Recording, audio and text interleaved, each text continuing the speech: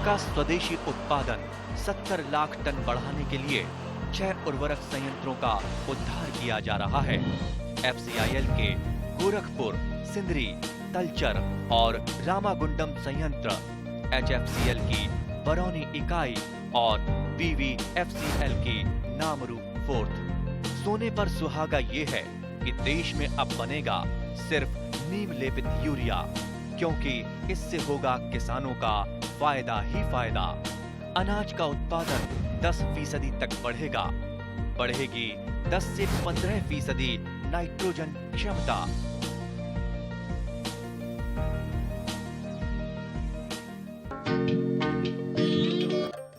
বৰ্তমান এক নতুন কৃষি পদ্ধতিৰ সজাগতা তথা প্ৰয়োগৰ প্ৰয়াস কৰা হৈছে।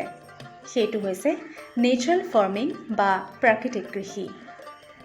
প্ৰাকৃতিক কৃষি বুলিলে এটা আওপুৰণি পদ্ধতি যেন লাগিলেও ইয়াত বহুতো গুৰুত্বপূৰ্ণ বিষয় আৰু কৌশল আছে, যিটো মহাৰাষ্ট্ৰৰ কৃষি বিশেষজ্ঞ পদ্মশ্ৰী বঁটাপ্ৰাপক শ্ৰী সুভাষ পালেকাৰে বহুতো বছৰ প্ৰায় 23 বছৰ গভীৰভাৱে নিৰীক্ষণ কৰি সুভাষ পালেকাৰ কৃষি নামৰ প্ৰাকৃতিক কৃষি পদ্ধতি ভাৰতত প্ৰথমে উদ্ভাৱন কৰে।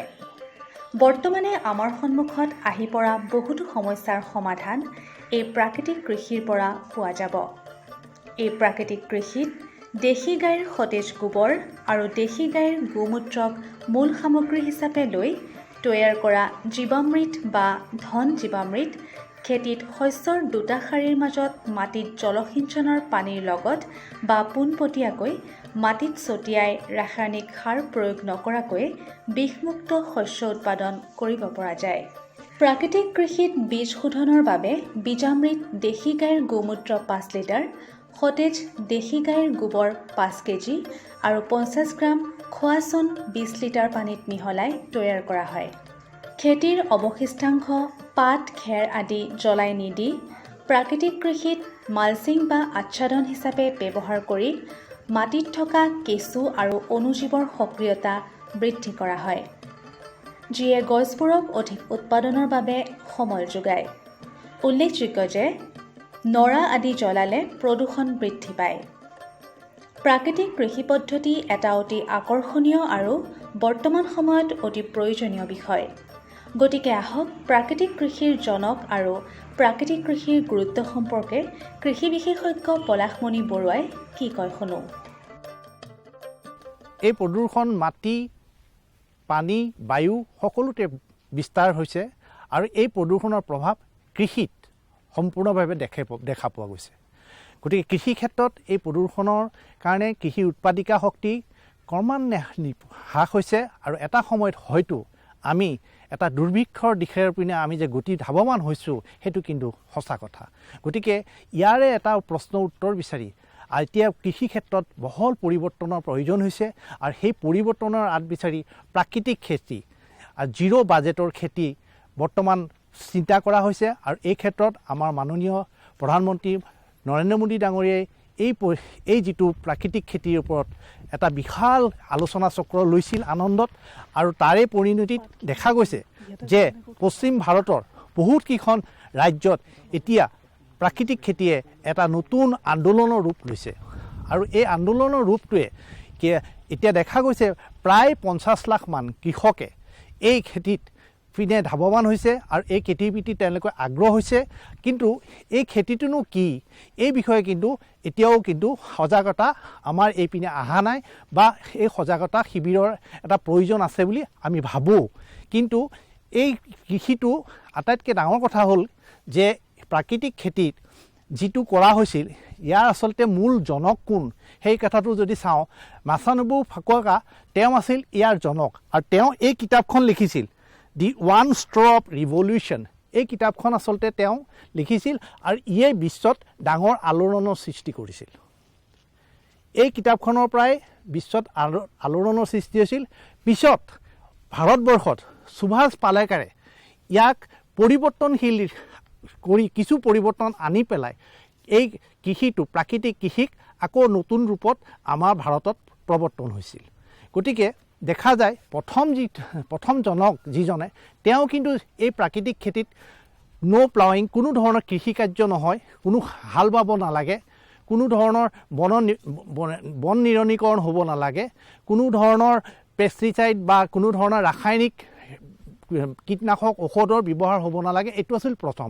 কিন্তু ইয়াৰ পিছত সুভাষ পালেকাৰে কিন্তু ইয়াৰ অকণমান পৰিৱৰ্তন ঘটিছিল আৰু সেই পৰিৱৰ্তনৰ ভিতৰত আমি 4টা স্তম্ভতাক আমি ইয়াত আচলতে লোৱা হৈছিল। এই 4টা স্তম্ভ আছিল বীজামৃত, জীৱামৃত, মালচিং আৰু পাছৱা। এই গোটেই শব্দকেইটাক আমি এনেকৈ কওঁ, বীজামৃত আছিল বীজ শোধন, আৰু জীৱামৃত আছিল মাটি শোধন, আৰু মালচিং আছিল মাটিৰ ওপৰত থকা যিখিনি তাৰ ওপৰত কভাৰ কৰি তাক যাতে সূৰ্যৰ ৰশ্মিয়ে যাতে তাৰ পৰা লৈ যাব নোৱাৰে, মাটিখিনি যাতে মইষ্ট কণ্ডিশ্যনত থাকে, এই কথাখিনি তেওঁলোকে ৰাখিবৰ কাৰণে কৰিছিল। আৰু বাকীটো ইৰিগেশ্যনৰ কথাটো আছিল পাছৱা। আমাৰ মাটিত থকা পৰিপুষ্ট মৌলসমূহ বিভিন্ন ধৰণৰ অণুজীৱই গছে ল'ব পৰা খাদ্য হিচাপে তৈয়াৰ কৰি গছক খুৱায়। দেশী গাইৰ গোবৰতহে এই প্ৰয়োজনীয় অণুজীৱবোৰ অধিক মাত্ৰাত পোৱাৰ কথা উল্লেখ কৰি কৃষি বিশেষজ্ঞ পলাশমণি বৰুৱাই এনেদৰে কয়। গৰুৰ গোবৰ আৰু গোমূত্ৰ আচলতে প্ৰাকৃতিক খেতিৰ আটাইতকৈ মূল উপাদান বুলি ক'লেও বেছি কোৱা নহয়। প্ৰাকৃতিক খেতিত কিন্তু গৰুৰ গোবৰ, কিন্তু ইয়াত আমাক লাগিব দেশী গাই। কোনো ধৰণৰ বিদেশী গাই ইয়াত প্ৰয়োজন নহয়। আৰু দেশী গাই গোমূত্ৰ, দেশী গাই গোবৰ, এইটো হ'ল অবিচ্ছেদ্য অংগ, আৰু এই প্ৰাকৃতিক খেতিত এই বস্তুটোৱে লাগিব। আৰু আটাইতকৈ আচৰিত কথা যে 1 গ্ৰাম দেশী গাই গোবৰত প্ৰায় 300 কোটি অণুজীৱ থাকে, যিটো কথা আচলতে বাকী যিবিলাক আছে বিদেশী গাই আছে, সেই বিদেশী গাইসকলৰ এই পৰিমাণটো তাৰতম্য আছে, পৰিমাণ ইমান নহয়, যথোচিত নহয়। গতিকে দেখা যায় যে এই বস্তুবিলাক আমাৰ যেতিয়া আমি 70 শতিকাত যেতিয়া আমি গ্ৰীণ ৰিভলিউশ্যন কৰিলোঁ, 70 শতিকাত যেতিয়া আমি সেউজ বিপ্লৱ হ'ল, তেতিয়া দেখা গ'ল যে মাটিৰ উৰ্বৰিকা শক্তিটো লাহে লাহে কমি আহিল। এইটো কিহৰ কাৰণে হ'ল? যথেষ্ট পৰিমাণৰ আমি ৰাসায়নিক সাৰ, কীটনাশক ঔষধৰ প্ৰয়োভৰ যোৱাৰ কাৰণে মাটি লাহে লাহে মৃতপ্ৰায় অৱস্থালৈ গ'ল, অৰ্থাৎ অনুৰ্বৰ অৱস্থালৈ গতি কৰিলে।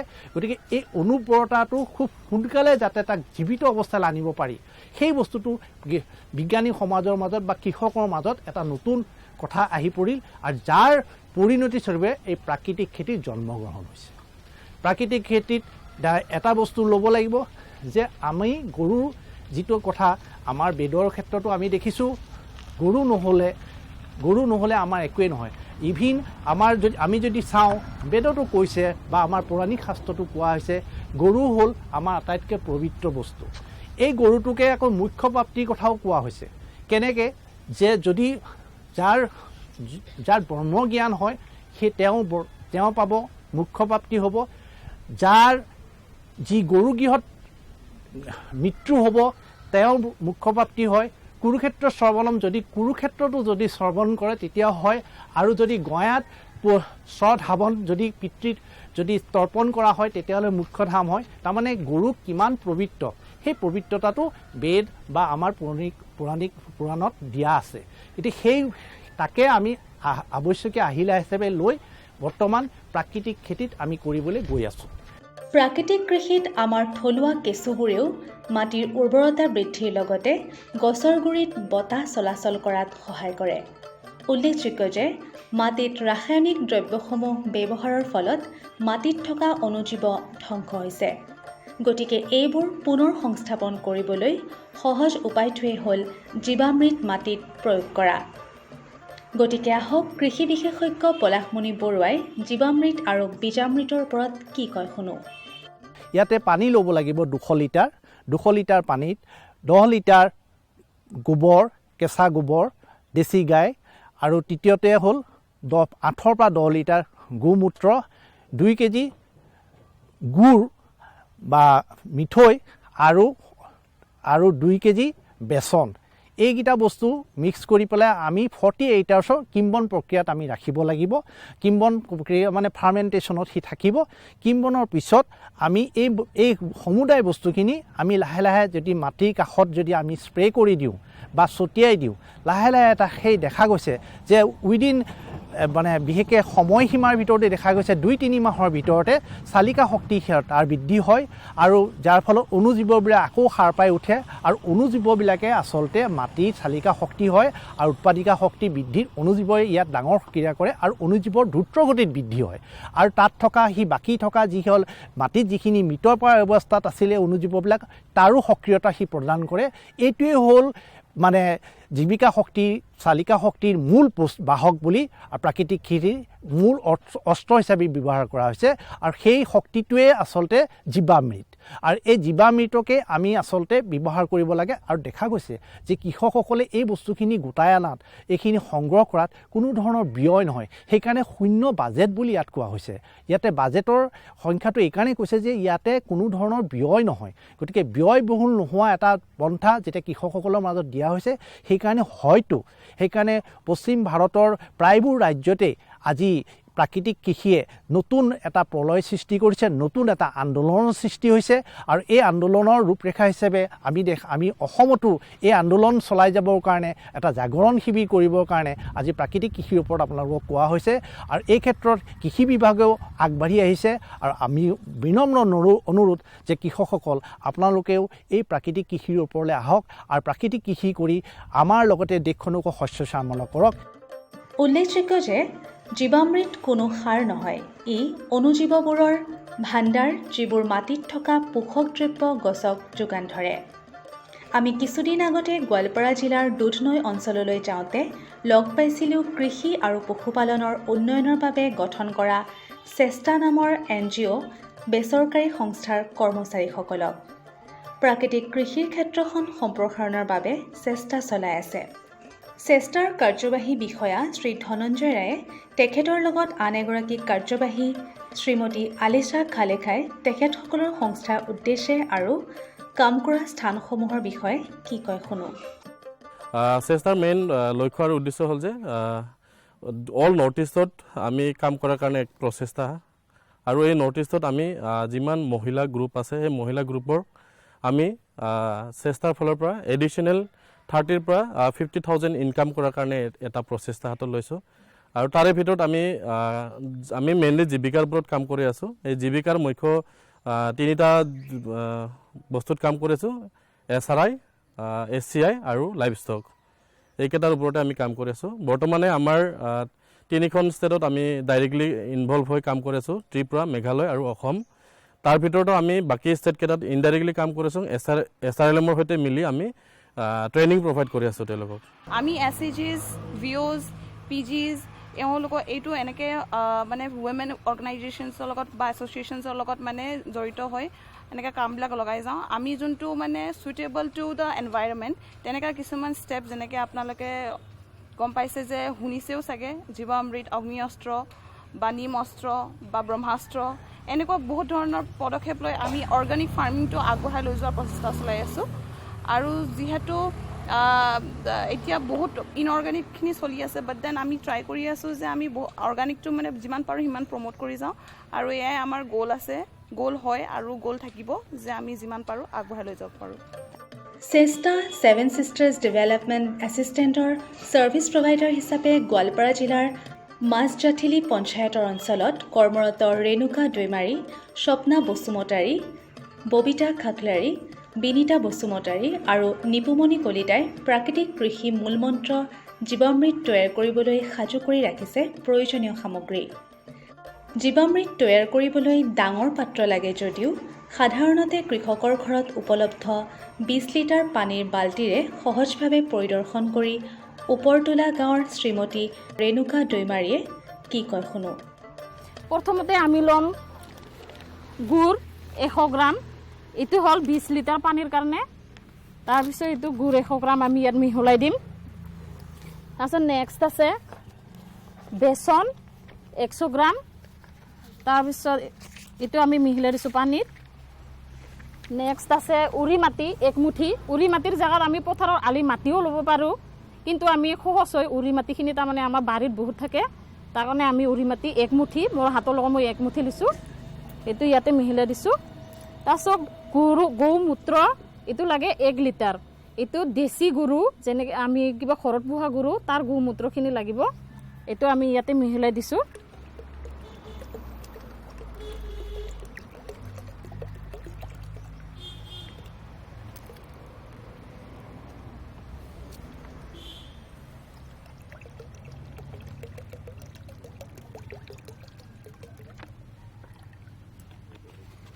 তাৰপিছত এইটো হ'ল গোবৰ 1 কেজি,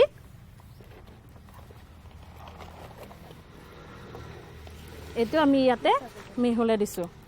তাৰপিছত এইটো ইমান ধুনীয়াকৈ নিমিহলালেও হ'ব। এইটো 3 দিনৰ পিছত আমি মাটিত ইউজ কৰিব পাৰোঁ। আৰু এইটো পুৱা আৰু আবেলি সন্ধিয়া টাইমত এইটো এবাৰকৈ আমি মিহলাই দিব লাগিব। তাৰপিছত 3 দিনৰ পিছত আমি এইটো ইউজ কৰিব পাৰোঁ। এইখিনি কিবা জীৱামৃতখিনি ইউজ কৰিলে কি হয়, আমাৰ মাটিখিনি টান নহয়, পথাৰৰ মাটি নৰমকৈ ধুনীয়াকৈ হৈ থাকে। ৰাসায়নিক সাৰ ব্যৱহাৰ কৰে লাহে লাহেকৈ ৰাসায়নিক কিবা মাটিখিনিৰ কিবাখিনি বেয়া হৈ যায় আৰু মানে তাৰ কাৰণে আমি এইটো জীৱামৃত ইউজ কৰিলে বেছি ভাল হয় আৰু আমি স্বাস্থ্যৰ কাৰণেও আমাৰ ভাল। শস্য ৰক্ষাৰ বাবে প্ৰাকৃতিক কৃষিত ঘৰতে উপলব্ধ সামগ্ৰীৰে কীটনাশক বা ৰোগনাশক নিমপাত, বেলপাত, ধতুৰা পাত, জবা ফুলৰ পাত, গোমূত্ৰ আৰু গোবৰ বিভিন্ন ধৰণে তৈয়াৰ কৰিব পাৰি। দুধনৈত লগ পোৱা চেষ্টাৰ ছাৰ্ভিচ প্ৰভাইডাৰ নিপুমণি কলিতাই কীটনাশক হিচাপে অগ্নিঅস্ত্ৰ তৈয়াৰ কৰি দেখুৱাই কি কৈছে শুনো। কলহী ঔষধৰ প্ৰথম মাটিৰ পাত্ৰ লাগিব, কলহ লাগিব। তাতে আমাৰ 7 বিধ ছাগলী নোখোৱা পাত, যেনেকুৱা নিমপাত, অমিতা গছৰ পাত, মেৱা গছৰ পাত, বেলৰ পাত আৰু এনেকুৱা 7 বিধ মুঠতে ছাগলী নোখোৱা পাত লাগিব। আৰু আদা লাগিব, নহৰু লাগিব, জলকীয়া লাগিব। মানে এইবিলাক অলপমান মানে বটি কেনে পাত্ৰটোত ৰাখিব লাগিব। আৰু গোটেইখিনি মিশ্ৰণ একে লগ কৰি আৰু গৰু পেচাব লাগিব 3 লিটাৰ লাগিব। এনেকৈ 15 দিনৰ কাৰণে আমি ঢাকি থ'ব লাগিব মিশ্ৰণখিনি। 15 দিন পিছত যেতিয়া আমি এইখিনি বস্তুখিনি উলিয়াই থৈ যিখিনি ৰস থাকিব সেই ৰসখিনি উলিয়াই আমি বেলেগ এটা কিবা স্প্ৰে কৰি দিলে হ'ল। মানে পানীৰ লগত মিহলাই স্প্ৰে কৰি দিব লাগিব, তেতিয়া পোক পৰুৱাবিলাক নাইকিয়া হৈ যায়। ইয়াৰ উপৰি আন বহুতো উপায়ে কীটনাশক তৈয়াৰ কৰিব পাৰি। তাৰ পিছৰ এটা হৈছে নিমাস্ত্ৰ। এই সম্পৰ্কে কৃষি বিশেষজ্ঞ পলাশমণি বৰুৱাই কি কয় শুনো। প্ৰাকৃতিক কৃষিত পোক পৰুৱাৰ উপদ্ৰৱখিনিও ৰোধ কৰিবৰ কাৰণে আমি প্ৰাকৃতিক উপায়েৰে কৰিব পাৰোঁ। আৰু সেইটো এতিয়া বৰ্তমান দেখা গৈছে যে এতিয়াও বিশেষকৈ অসমৰ পথাৰবিলাকত, তাৰ লগতে উদ্দেশ্য ৰাখি এই কথাবোৰ কৈছোঁ, অসমৰ পথাৰত বৰ্তমান কপাহী পোক, যাক ইংৰাজীত মিলিবাৰ্গ বুলি কোৱা হয়, আৰু শোষক পোক, এই পোকৰ উপদ্ৰৱ বৰ্তমান অসমৰ সকলো ফুলৰ পৰা আদি কৰি বাকী শস্যবিলাকতো লাগিছে। আৰু এই পোকটো নিবাৰণৰ কাৰণে কৃষকসকলে যথেষ্ট ধৰণৰ ৰাসায়নিক ঔষধ যদিও ব্যৱহাৰ কৰিছে, কিন্তু এই পোকটোৰ নিবাৰণ নহয়। কাৰণ কপাহী পোকৰ ওপৰত যিটো মমৰ এটা লেয়াৰ আছে, যিটো চামনি আছে, যিটো তাৰ ছাল আছে, সেই ছালখন ভেদ কৰি পেলাই ৰাসায়নিক ঔষধেও তাক ৰোধ মাৰিব নোৱাৰে। কিন্তু প্ৰাকৃতিক কৃষিত দেখা গৈছে যে প্ৰাকৃতিক কৃষিৰ যোগেদি আমি কিন্তু এই মিলিবাৰ্গ, যাক কপাহী পোক বুলি কোৱা হয়, এই পোকো আৰু লগতে শোষক পোকবিলাকো আমি নিবাৰণ কৰিব পাৰোঁ আৰু তাৰ পৰা আঁতৰাই আনিব পাৰোঁ। গতিকে এই পোকটোৰ সেই নিবাৰণৰ কাৰণে দেখা গৈছে সেই যিটো ঔষধ আমি ব্যৱহাৰ কৰিব কৈ আছোঁ, সেইটোক নাম দিয়া হৈছে নিম অস্ত্ৰ, আৰু কোনো অঞ্চলত ঠাইভেদে নিম মিছাইলৰ নামেৰেও নামাকৰণ কৰা হৈছে। গতিকে এই হ'ল নিম। এই নিম পাতটো হ'ল, এই নিম পাতৰ দ্বাৰাই এই প্ৰাকৃতিক ঔষধ বিশেষকৈ মিলিবাৰ্গ বা কপাহী পোক বা শোষক পোক, এই পোকবিলাকো নিবাৰণ কৰিবলৈ এইটোৱেই হ'ল একমাত্ৰ উপায়। ইয়াক প্ৰস্তুত প্ৰণালীৰ কৃষকৰ বাবে মই কৈছোঁ যে 5 কেজি নিমপাত, 5 কেজি গৌমূত্ৰ, দেশী গু, আৰু 5 লিটাৰ গৌমূত্ৰ আৰু 5 কেজি দেশী গোবৰ, এইকেইটা লৈ 100 লিটাৰ পানীত মিশ্ৰণ কৰি পেলাই আমি 24 ঘণ্টাৰ বাবে কিম্বন প্ৰক্ৰিয়াত ৰাখিব লাগে। অৰ্থাৎ তাক ৰখাই থাকিব লাগে আৰু ৰখাই থৈ দিব লাগে, আৰু ছাঁত থৈ পেলাই আমি প্ৰতিদিনে সেই সময়খিনিৰ ভিতৰত 2বাৰ বা 3বাৰকৈ আমি তাক লৰাই থাকিব লাগে। এতিয়া এই প্ৰস্তুতি হৈ গ'ল। এতিয়া তাৰ পৰা সেই স্প্ৰে কৰি পেলাই যদি আমি চেকি পেলাই যদি স্প্ৰে কৰি দিওঁ 24 ঘণ্টাৰ পিছত, দেখিব কপাহী পোক বা শোষক পোকবিলাকৰ উপদ্ৰৱ সেই অঞ্চলৰ পৰা নাইকিয়া হৈছে বা কৃষি পথাৰৰ পৰা আঁতৰি গৈছে। আশা কৰা হৈছে নেচাৰেল ফাৰ্মিং বা প্ৰাকৃতিক কৃষিৰ জৰিয়তে কৃষকসকলৰ বহু সমস্যা সমাধান কৰি স্বাস্থ্যসন্মত পৰিৱেশ সৃষ্টিৰ লগতে সুখাদ্য শস্য উৎপাদন কৰিব পৰা হ'ব।